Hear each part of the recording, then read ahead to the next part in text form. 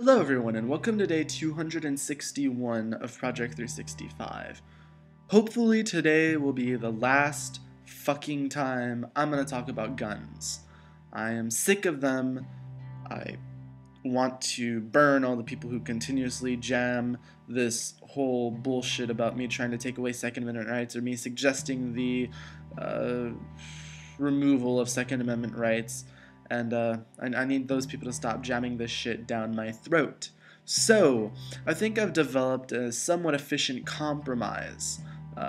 Whilst I do want to preface this by saying that I never wanted individuals to lose their Second Amendment right or their right to own a gun, I merely suggested that perhaps carry conceal wasn't exactly the brightest option. For me, there is never an issue of whether or not the guns were dangerous. That's a given. It's a machine made to kill people.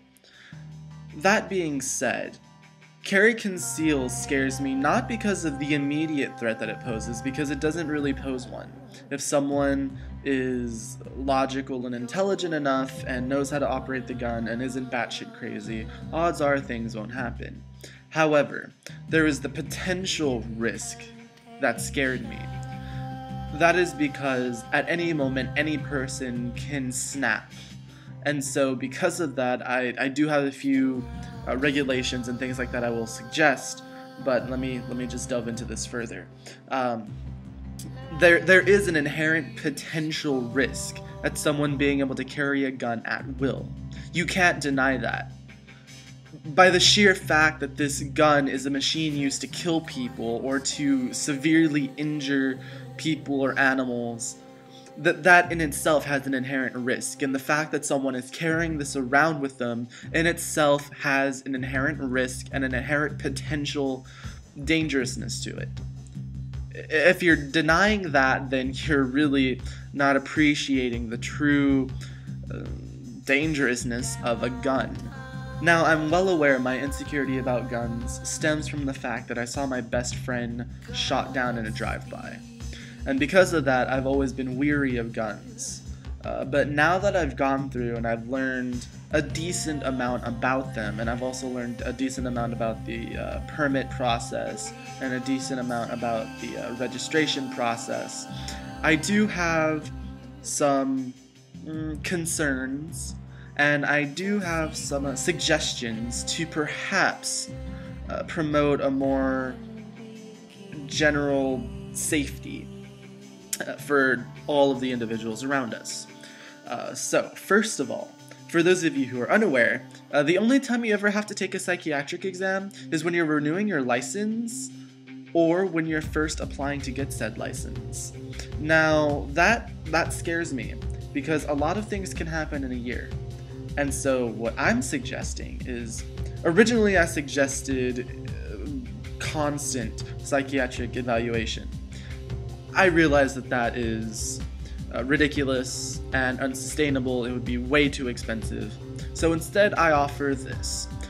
What if we instituted quarterly psychiatric exams? That means only 4 times a year.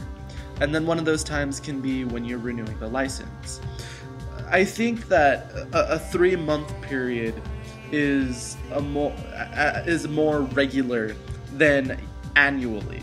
I think there's something wrong with that because, like I said, a year is a really long time. A lot of things can happen to a person, and as such, they might not be in the best psychiatric health, say in June, as they are later on. Maybe something bad happens in June or blah blah blah, like, you know, I think you understand what I'm trying to say. Okay, and then the second thing that I would recommend, and not a lot of people are going to like this because it's a invasion of privacy, blah blah blah, but my second recommendation is perhaps a more thorough FBI background check. Presently, I think they only go as far back as felonies. However, I would be curious to see if they'd be willing to check into anything as low as misdemeanors in terms of violence. Just out of a curiosity, because I think that if someone has numerous misdemeanors in terms of violence, in terms of violent acts. I don't think that they are psychiatrically or psychologically capable of handling the responsibility of owning a gun. The second thing I would go for in an FBI background check would be a background check into the family's mental health. I would only say go as far back as maybe like great-grandparents or something, but just to see sort of the genetic disposition that a family has for certain mental illnesses that might make them certainly less stable than the average human being. So we're looking for individuals who have a genetic disposition for, say, schizophrenia, bipolar disorder, manic depression disorder, any numerous things that affect emotional and psychiatric reaction. Why do I keep saying psychological reactions to situations?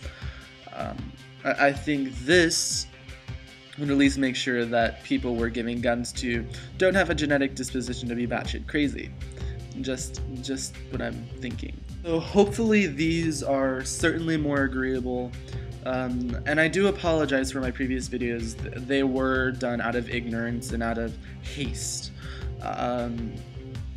And now that I know more information about it, I think that I can certainly respect why individuals would find my original views to be rather